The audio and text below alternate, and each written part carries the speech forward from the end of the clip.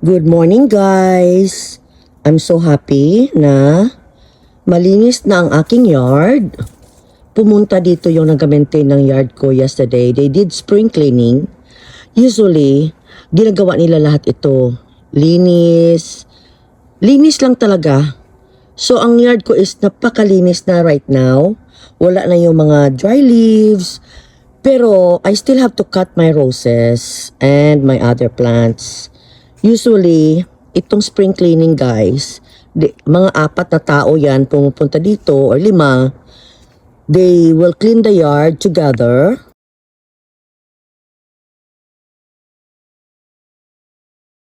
I have to do a lot of planting of annuals. Ito na yung aking mga hydrangea.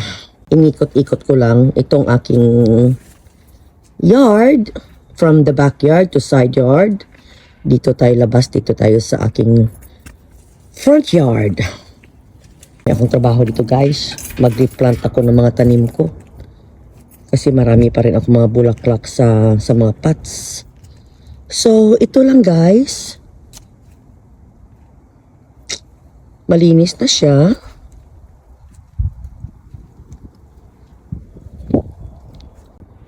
Thank you for watching.